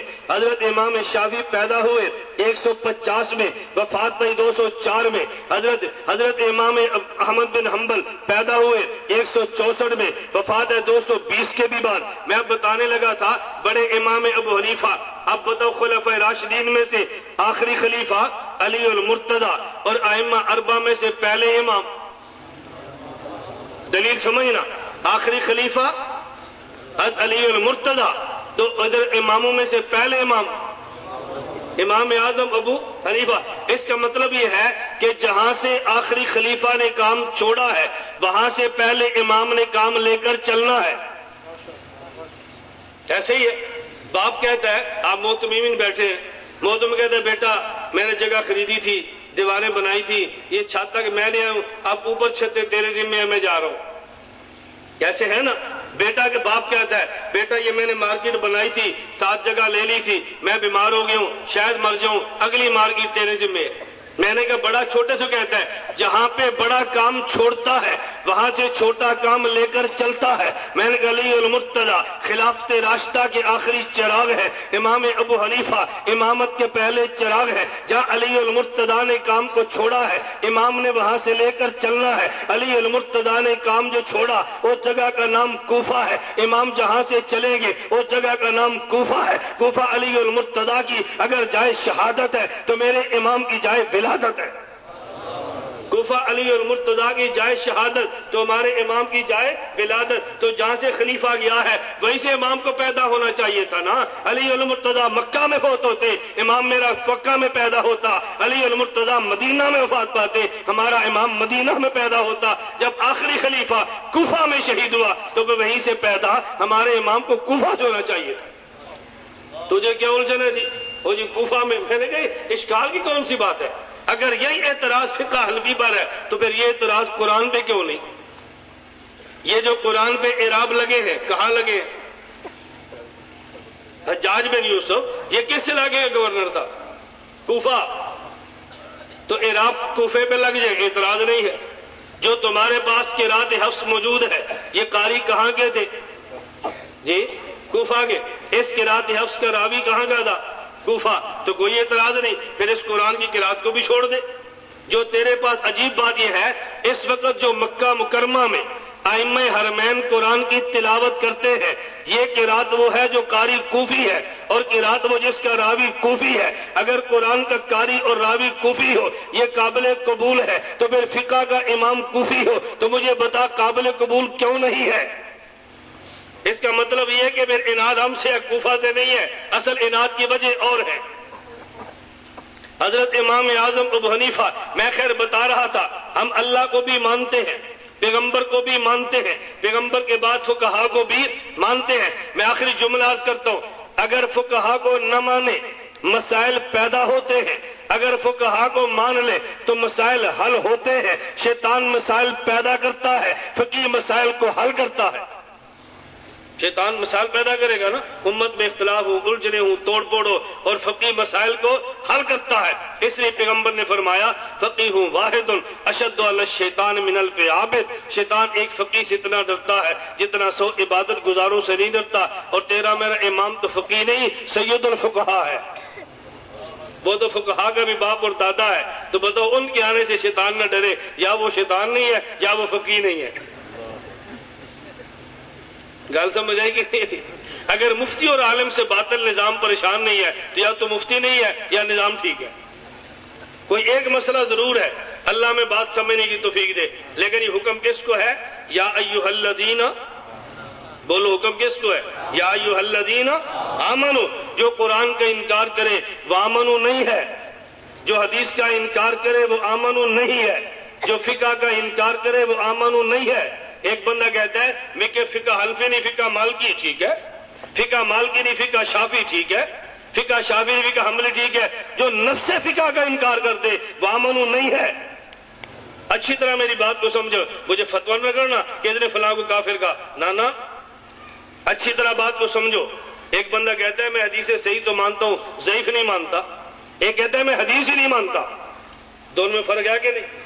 میں حدیث صحیح بھی مانتا ہوں، ضعیف مانتا ہوں، میں موضوع نہیں مانتا۔ ایک کہتا ہے میں حدیث ہی نہیں مانتا۔ کتنا فرق ہے؟ ایک بندہ کہتا ہے نہیں بھائی میں فقہ میں یہ قول نہیں مانتا، یہ مانتا ہوں، یہ نہیں مانتا، یہ مانتا ہوں، فلاں فقی نہیں اس کو مانتا ہوں، یہ بات تو ٹھیک ہے۔ ایک بندہ کہتا ہے میں نفس فقہ کو مانتا ہی نہیں ہوں، وہ آمنو کیسے ہے؟ اچھی طرح اس فتنے کو سمجھو، اللہ میں بات سمجھنے کی توفیق عطا فرمائے۔ خیر میں نے اس لیے کہا ہم دیوبند والے قرآن بھی مانتے ہیں، حدیث بھی مانتے ہیں، فقہا بھی مانتے ہیں، خدا بھی مانتے ہیں، مصطفیٰ بھی مانتے ہیں، اور فقہا بھی مانتے ہیں۔ اللہ میں سب کو ماننے کی توفیق عطا فرمائے۔ کوئی مشکل بیان تو نہیں ہے نا بھائی؟ خدا بھی مانتے ہیں ہم، مصطفیٰ بھی مانتے ہیں، اور فقہا، خدا مصطفیٰ فقہا تینوں کو مانتے ہیں۔ خدا کے نمائندے مصطفیٰ ہیں، مصطفیٰ کے نمائندے فقہا ہیں۔ اللہ کی بات مصطفیٰ دے گا اور مصطفیٰ کی بات فقہا دیں گے۔ فقہا کے پاس آؤ گے مصطفیٰ تک پہنچ جاؤ گے، مصطفیٰ تک آؤ گے تو خدا تک پہنچ جاؤ گے۔ اللہ ہم سب کو ماننے کی توفیق عطا فرمائے۔ فقہا کو مصطفیٰ کے مقابلے میں نہیں مانتے، مصطفیٰ کو خدا کے مقابلے میں نہیں مانتے، نانا اسی ترتیب سے مانتے ہیں جو ترتیب خدا نے بتائی ہے۔ قرآن کی شرح پیغمبر فرماتے ہیں، احادیث کے شرح فقہا فرماتے ہیں۔ فقہا کو نہ لو، حدیث سمجھ نہیں آتی، پیغمبر کو نہ لو، قرآن سمجھ نہیں آتا۔ اللہ مجھے اور آپ سب کو قرآن، حدیث اور فقہ سمجھنے اور عمل کی توفیق عطا فرمائے۔ وآخر دعوانا ان الحمدللہ رب العالمین۔ جناب حرمین شریفین وہاں کے علماء باہر سیر میں اور زبانوں کے دوران لوگ دعوت دیتے، اگر مناسب ہو تو وضاحت فرمائیں۔ دیکھیے ایک بات سمجھے اچھی طرح، چٹے ہیں تو ایک ہی بار دے دیں، اور وہ چٹ دیں جو میرے موضوع کے متعلق ہے۔ کبھی تو مجھے چٹ افغانستان کی، کبھی امریکہ کی، کبھی ایران کی، میری چٹیں مجھے دیا کرو جو میرا کام ہے۔ وہ بات سمجھ آ گئی ہے؟ ہاں، میری چٹیں مجھے دو، ان کی چٹیں ان کو دیا کرو، ہر آدمی اپنا کام کرے۔ چلے، یہ جو حرمین شریفین میں ایک ہے وہ حضرات جو سعودیہ حکومت کی طرف سے مقرر ہے، جیسے مولانا مکی حجازی دامت برکاتہم، سب سے بڑا حرم کا حلقہ درس ہمارا دیوبند کا ہے، یہ بات ذہن میں رکھنا۔ اور جو لوگ غیر مقلدیت کی بات کرتے ہیں وہ سعودی حکومت کے علم میں نہیں ہے۔ اگر آپ سعودی حکومت کے علم میں لائیں تو سعودی حکومت ان کو زیادہ دیر تک وہاں ٹکنے دیتی نہیں۔ آپ اس کا تجربہ کر کے دیکھ لیں، وہ سعودی حکومت کی نمائندگی نہیں کرتے۔ معراج ربانی، توصیف فرمان، 2-3 بندے علماء دیوبند کے خلاف بولتے تھے، سعودی حکومت نے کہا میں کیس سے تو ہم بین کر دیتے ہیں۔ عرصہ گزر گیا، انہوں نے دیوبند کے خلاف بولنا چھوڑ دیا۔ اس لیے وہ آپ کی حکومت، سعودی حکومت احترام بھی کرتی ہے، دیوبند کو مانتی بھی ہے۔ ڈاکٹر ذاکر نائک کون ہے؟ میں تو بتاتا رہتا ہوں، یہ ڈاکٹر بھی ہے، ذاکر بھی ہے، نائک بھی ہے، اور کیا بتاؤ کون ہے؟ ڈاکٹر بھی ہے، ذاکر بھی ہے، اور ساتھ نائک بھی ہے۔ امام حنیفہ کی تصانیف ہیں، اگر نہیں تو کیا وجہ ہے؟ امام صاحب رحمۃ اللہ علیہ کی تصانیف نہ ہونا قابل اعتراض نہیں ہے۔ اگر امام صاحب کی تصنیف نہ ہونا قابل اعتراض ہو تو بتاؤ نبی کریم صلی اللہ علیہ وسلم کی کوئی تصنیف ہے؟ جی، تو پھر کیا حضور پاک کو ہم نبی ماننا چھوڑ دیں کہ ان کی تصنیف ہی کوئی نہیں ہے؟ اللہ کے نبی کی تصنیف نہیں ہے تو ان کو ماننا چھوڑ دیں؟ امام صاحب کے شاگردوں نے جو لکھی ہیں تو امام صاحب کے علوم ہی لکھی ہے نا۔ بعض کام وہ ہوتے ہیں جو استاد کے لیکن وہ شاگرد کرتے ہیں۔ ایک چھوٹی سی بات اب ذہن نشین فرما لو۔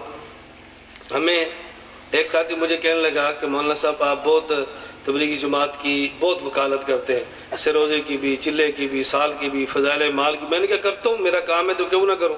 اچھا کہتے ہیں آپ خود سال کیوں نہیں لگاتے؟ آپ خود بھی لگاؤ۔ میں نے کہا مجھے نہ چھیڑو، اس لیے کہ میرے پاس اپنے دفاع پر بھی دلیل موجود ہے۔ میں نے چھیڑو، آپ کا دفاع کر رہے ہیں، بس آپ چلتے رہو۔ نہیں پھر بھی میں نے کہا اچھا آپ بتاؤ مجھے کیوں سال لگانا چاہیے؟ دیکھیں جی آپ عالمی نبی کے وارث ہیں، تو میں نے کہا وارث وہی کام کرتا ہے جو مورث نے کیا ہو نا۔ تو کیا حضور پوری دنیا میں گئے ہیں؟ کہتا نہیں۔ تو میں نے کہا پھر میں کیوں جاؤں؟ ابھی حضور خود نہیں گئے، صحابہ کو تو بھیجا ہے نا۔ میں نے کہا میں خود نہیں جاؤں گا، شاگردوں کو بھیج دوں گا۔ کہتا پھر میں نے کہا نا کہ میں نے چھیڑو، آپ کی ہم تائید کرتے ہیں بس کافی ہے۔ اور بات سمجھ آ گئی؟ نبی ترتیب تو یہی ہے نا، نبی پاک صلی اللہ علیہ وسلم خود تشریف فرما ہے اور صحابہ کو بھیج دیے۔ شیخ الحدیث صاحب حدیث پڑھا رہے ہیں، اساتذہ کتابیں پڑھا رہے ہیں، شاگرد ان کے جا رہے ہیں، قاری صاحب حفظ کے بچوں کو پڑھاتے ہیں، شاگرد ان کے جا رہے ہیں۔ یہ نبی ترتیب ہے نا۔ اب قاری مولوی کو آپ کیوں چھیڑتے ہیں؟ اس کا معنی یہ نہیں کہ نہیں جانا چاہیے، جانا چاہیے، لگانے چاہیے، سال لگائیں، زندگی لگائیں، ہم تو خوش ہیں اس پر۔ تو پوری کتاباں دیتے ہو۔ جنتی لوگ جنت میں نہیں، ادھر علماء سے پوچھیں گے، انبیاء سے کیوں نہیں پوچھیں گے؟ انبیاء نے امت کو علماء کے حوالے فرمایا، اس لیے علماء سے پوچھیں گے۔ جو چیزیں اور مذاہب میں نزدیک جائز ہے، ہمارا نہ جائز، اس پر عمل کرے تو یہ صحیح ہے۔ اگر دلیل کی بنیاد پہ کریں، اصحاب دلیل ہے تو صحیح ہے، اگر اصحاب ترجیح میں سے نہیں ہے تو پھر نہ کریں، بس شہوت کی بنیاد پہ نہ کریں۔ مولانا فضل الرحمان سے کردار پر روشنی ڈالی کیونکہ آپ ان کی سیاست اور کردار پر اعتراض کرتے ہیں۔ مولانا فضل الرحمان صاحب دامت برکاتوں پر ایک مستقل کتاب آئی ہے، اور اس کتاب میں جتنا جاندار مضمون میرا ہے شاید ہی کسی کا ہو۔ آپ ذرا کتاب پڑھیں، اس میں میرا مضمون دیکھنا، جتنا جاندار مضمون میرا ہے نا وہ شاید ہی کسی کا ہو، آپ اس کو ذرا دیکھ لیں۔ مولانا فضل الرحمان صاحب دامت برکاتوں اسمبلی میں علماء دیوبند کے قائد ہیں، یہ اچھی طرح بات سمجھیں۔ ہم مولانا فضل الرحمان صاحب سے فتوے نہیں لیتے کیونکہ مفتی نہیں ہے وہ، فتوے کی باری آئے گی تو مفتی تقی عثمانی صاحب کو حجت سمجھیں، لیکن جب سیاست کی باری ہے پھر مفتی تقی عثمانی صاحب نہیں، پھر مولانا فضل الرحمان صاحب۔ اور جب آئے گی اللہ کے راستے میں گشتوں کی بات تو پھر ہم مولانا فضل الرحمان سے نہیں پوچھیں گے، پھر رائیوڈ والے سے پوچھیں گے۔ اس مسئلے پر رائیوڈ والے ہمارے بڑے، اور جب کہ مناظرہ کرانا پڑے تو پھر ہم، میں بڑا تو نہیں کہتا لیکن نمائندہ پھر آپ کا ہم، پھر ہمارے ذمہ لگائیں۔ بات سمجھ آ رہی ہے؟ ذاکر نائک کون ہے؟ مودودی کون ہے؟ غیر مقلد کون ہے؟ بریلوی کون ہے؟ شیعہ کون ہے؟ یہ مولانا فضل الرحمان صاحب کا کام نہیں ہے، رائیوڈ کا نہیں ہے، مفتقی صاحب کا نہیں ہے، یہ کن کا ہے؟ یہ ہمارا، یہ ہم سے پوچھا کریں۔ اس پہ آپ ٹکراؤ کیوں ہوتا ہے کہ جی مولانا فضل الرحمان سے ملا لی، آپ کہتے ٹھیک نہیں ہے۔ میں نے کہا بھی ملا لی کیوں؟ جب آدمی نے چھت کے اوپر چڑھنا ہو تو گندی سیڑھی پر پاؤں رکھ کے چڑھ جاتا ہے نا، وہ جی سیڑھی گندی کیوں رکھی ہے؟ تو سیڑھی ہے تو ہوتی گندی ہے نا، نہیں سمجھے تو وہ سمجھ آ رہی ہے؟ ہاں تو سیڑھیاں کبھی کبھی گندی اچھی مل جاتی ہیں، ان کے اوپر اصل منزل پہ جو جانا ہوتا ہے اتنی جلدی اعتراض نہ کیا کرے۔ سید ابو العالیٰ مودودی فاضل دیوبند تھے، نہ یہ ثانیہ اماں کے بگوڑے ہیں، دیوبند کے فاضل نہیں ہیں۔ یہ گیا تھا لیکن وہاں سے دوڑ گیا تھا، ثانیہ سے پہلے دوڑ گیا تھا، اور یہ منشی تھا، لکھتا تھا وہاں، پڑھتا نہیں تھا۔ پھر ابو العالیٰ مودودی کا اپنا انٹرویو چھپا ہوا ہے اخبار پہ، خمینی مودودی دو بھائی، کتاب موجود ہے، الخمینی والمودودی شقیقان، یہ کتاب عربی میں بھی ہے، اردو میں بھی ہے۔ اس میں مودودی خود لکھتا ہے کہ مجھے اللہ نے لکھنے کا فن دیا تھا تو میں نے قلم کو بطور اپنا ذریعہ معاش کے استعمال کیا ہے۔ اس نے تفسیر لکھی ہے پیسے کمانے کے لیے، تم نے سمجھا کہ جنت جانے کے لیے۔ شیعہ کے ساتھ اتحاد کے بارے میں کیا آپ حضرات کچھ کہیں گے؟ اگر کہا تو ہمارے رکاوٹ، میں نے آپ سے پہلے گزارش کی، اس کے جواب میں نے آپ کو دے دی ہے، شاید آپ سمجھے نہیں۔ ایک ہوتا ہے شریعت کے بارے میں فتویٰ، ایک ہوتا ہے شریعت کو استعمال کرنا۔ فتویٰ مفتی دے گا، استعمال سیاستدان کرے گا، نہیں سمجھے؟ مولانا فضل الرحمان سے یہ پتہ ہے کہ ان کو استعمال کیسے کرنا ہے، یہ نہیں ہے کہ وہ مولانا صاحب پوچھے کبھی انہوں نے کہا یہ مسلمان ہے ہمارے امام ہے، کبھی بھی نہیں کہا۔ فتویٰ اور ہوتا ہے، استعمال کرنا اور ہوتا ہے۔ یہ گوبر پاک ہوتا ہے نہ پاک ہوتا ہے؟ پخانا پاک ہے نہ پاک ہے؟ تو کبھی استعمال کرنا پڑ جائے تو اس آدمی کھاد بنا کے استعمال کر لیتا ہے۔ استعمال اور چیز ہوتی ہے، حلال کام اور چیز ہوتا ہے، دونوں میں فرق کیا کرو۔ اتنی جلدی اپنے اکابر کے خلاف زبان درازی نہ کیا کرو، اپنی زبانیں کنٹرول رکھو۔ یہ بات ظاہر کرتے ہیں کہ دین کے تمام شعبے ایک ہی طرح ہے، دوسرے پر اعتراض نہیں، بالکل غلط ہے۔ دین کے کسی بھی شعبے پر اعتراض کرنا اپنے آپ کو دین سے باہر نکالنے والی بات ہے۔ جمعیت علماء اسلام کا امیر، دیکھو میں نے بتا دیا۔ مولانا صاحب کے بارے میں بعض لوگ کہتے ہیں مولانا دنیا پرست سیاستدان ہے، آپ اس میں دنیا پرست سیاستدان کیسے ہے؟ اللہ پاک نے دنیا دے دی ہے تو دنیا پرستی ہے، پھر کل کو تو مجھے بھی کہو گے۔ میں پچھلے سال آیا تو میری گاڑی چھوٹی تھی، آج دیکھو دو ہے، تو میں کہنا پیسے جمع کر رہا ہے، کہاں سے گاڑیاں آ گئی؟ یہ تو فتویٰ کرنے میرے اوپر بھی ٹھوک دینا، ہم نے اگلی دفعہ نے تو 3-4 ہونی ہے۔ ظاہر ہے ہر سال بدلتی جائیں گے نا جی، پہلے ہمارا تعارف کم تھا، چھوٹی تھی، اب بڑھ گیا، اب دیکھیں گارڈ بھی ہیں، آئندہ آئیں گے اور اپنے قافلے کے ساتھ آئیں گے۔ اب کل تو مجھے بھی کہنا ہے دیکھو دنیا پرست آدمی ہے، پتہ نہیں بنو والے کتنے پیسے دیے ہیں ان کو۔ ایسی بات نہ کہا کرو، اللہ اصلاح فرمائے۔ علماء کے پاس دنیا دے کر خوش ہونا چاہیے، علماء کے پاس عزت دے کے بندے خوش ہونا چاہیے۔ اللہ کا احسان ہے کہ ہمارے مولانا کے پاس گاڑی ہے، مولانا کے پاس اچھا مکان ہے۔ جس سجدہ وہ لوگ بیٹھ کے کام کرتے ہیں ان کو زیب دیتی ہیں بڑی چیزیں، اور ہماری پوری جنگ وہ لڑتے ہیں۔ آپ کے سیاستدانی جماعتوں میں سے ایک مولانا فضل الرحمان بچا ہے جس کے اوپر نہ اخلاقیات کا الزام ہے نہ مالیات کا الزام۔ تھوڑا سا بھی الزام ہوتا نا، نیب والے کیا آج عمران خان بھونک بھونک کے تھک جاتے ہیں۔ یقین کریں یہ تو کردار کا غازی بندہ ہے، کوئی اس پر الزام آج تک دنیا ثابت نہیں کر سکتی۔ قرات خلف الامام کے متعلق نہیں، قرات امام بھی، یہ جو مسائل ہیں نا آپ کے، میری آپ سے گزارش ہے ابھی دعا سے فارغ ہونے کے بعد باہر ہمارا بہت بڑا سٹال لگا ہوا ہے، اس سٹال سے آپ کتابیں بھی لیں، پوسٹر بھی لیں، اور سیڈیاں بھی لیں، اور کیسٹیں بھی لیں۔ فرقہ بریلویت، فرقہ اہل حدیث، فرقہ مختلف جماعت المسلمین، فرقہ سیفیہ، ہر فرقے پر کتاب ہے۔ نماز اہل سنت ایک کتاب لے لیں، یہ سارے مسائل اس کے اندر آ جائیں گے۔ پوسٹر آپ لے لیں، اپنی بیٹھکوں میں لگائیں۔ یہ جو گندے پوسٹر لگاتے ہیں بیٹھکوں میں، ان گندوں کے بجائے آپ حضرات ہمارے پوسٹر لگائیں، 4 کلر میں ہیں، 8 پیپر میں ہیں، خوبصورت چھپے ہوئے ہیں، اوپر مسائل لکھے ہیں تو باہر موجود ہیں، آپ لے لیں گے نا۔ اجتہاد پر علماء کو کیا اجتہاد پر علماء کو تضاد کیوں ہے؟ اجتہاد تو ہوتے ہوئے جس میں تضاد ہو، تضاد نہ ہو تو اجتہاد کی ضرورت ہی کیا ہے؟ پرچم جمعیت کو پرچم نبی کہنا درست ہے۔ بعض دوست کہتے ہیں مفتی شاہ رحمۃ نے اس پر رد فرمایا، اصل میں بات یہ نہیں ہے، ہمارے حضرات جو رد فرماتے ہیں ہم اس رد کو سمجھتے نہیں ہیں۔ مفتی شیخ سے رحمہ اللہ کا مقصد یہ ہے کہ ہر بندہ 4 لکیریں کھینچے اور یہ کہہ دے کہ پرچم نبی ہے تو یوں نہ کہ یہ پرچم جمعیت کا ہے، لیکن رنگ وہ ہے جو رسول اللہ صلی اللہ علیہ وسلم کے پرچم کا رنگ ہے، یہ پرچم نبی کا معنی ہے۔ کوئی بندہ یہ نہ کہ یہ وہی پرچم ہے جو حضور نے استعمال کیا تھا تو پھر تو پرچم نبی نہیں ہے نا۔ تو ان کی بات اور ہوتی ہے، جمعیت کی اور ہوتی ہے، اب دونوں کو آپس میں لڑا دیتے۔ سنتوں کے بعد باقاعدہ دعا کرتے ہیں، روشنی فرمائیں۔ اکیلے کرنا چاہے تو کر لیں، اجتماعی نہیں کرنی چاہیے۔ 5 پیری حضرات کے بارے میں نماز کیسا ہے؟ جیسا آپ نے لکھا ہے نا ویسے ہی نماز ہے، سمجھ آ گئی؟ کہتے 5 پیری نماز کیسا ہے، میں نے کہا جیسے غلط لکھا ہے نا ویسے نماز بھی نہیں ہوتی۔ ان کے پیچھے کو نماز کیسی ہے، نماز نہیں ہوتی جو آپ نے پڑھی ہے، اور نمازوں کو لٹانا آپ کی ذمہ داری میں شامل ہے، اپنی نمازیں خراب اور برباد مت کریں۔ یہ جو آپ کے مسئلے ہیں نا یہ بہت لمبے چوڑے مسئلے ہیں. یہ بجلی کنیکشن ہے، پانی کنیکشن ہے، مسجد کا ہے، میٹر کا مسئلہ ہے. یہ یہاں علماء سے مسئلہ پوچھا کریں، دارالفتاء سے رابطہ فرمائیں. طلاق کا مسئلہ 3 طلاق 2 3 ہوتی ہے، ہم نے بتا دی ہے. تفصیلی جو طلاق کے مسائل ہم اس طرح نہیں بتاتے، لکھا ہوا ہے دارالفتاء لے جائیں اور ان سے اپنے مسئلے پر دستخط کروا لیا کریں. یہ جیولر کا مسئلہ ہے، زکوٰۃ کا مسئلہ ہے، یہ آپ ان حضرات علماء سے پوچھیں. میں نے شروع میں گزارش کی جو ہمارے فن کے ہم سے پوچھے، زکوٰۃ کے سارے مسائل دارالفتاء والے بتائیں گے. ان سے مسئلے پوچھو بھی اور ان کو زکوٰۃ دو بھی. صرف مسئلے پوچھ کر نہ واپس آیا کر. مسلسل بیماری کا کیا حکم ہے یہ علماء سے پوچھیں. میں نے آپ سے گزارش کیا وہ مسائل پوچھو جو ہمارے متعلق ہیں، جو ان علماء کے یہاں دارالفتاء سے پوچھ لیں. جماعت اسلامی والے پیچھے نماز کیسا ہے، میں نے تو بتا دی، آپ یہ بات سمجھ نہیں آ رہی. جیسے بیچنے کے لیے تفصیل لکھی ہے اس کی نماز کا کیا حکم ہوگا. اللہ ہم سب کی نمازوں کی حفاظت فرمائے، اللہ ہم سب کے ایمان کی حفاظت فرمائے. وآخر دعوانا الحمد للہ رب العالمین والصلاة والسلام علی رسولی وعلی آلہ وصحابہ اجمعین. اے مولا کریم ہم سب کے گناہوں کو معاف فرما دے، خطاؤں سے درگزر فرما دے، جائز حاجات کو پورا فرما دے، مشکلات کو دور فرما دے، عافیت کے ساتھ دین کی خدمت کے لیے قبول فرما لے. اللہ اس ادارے کو ظاہری اور باطنی ترقیاں عطا فرما. اے اللہ خزانہ غیب سے ان کو اسباب عطا فرما. ہمارے علماء کرام کی اللہ تو حفاظت فرما، شرور و فتن سے محفوظ فرما، گھر باہر کی فتنوں سے محفوظ فرما.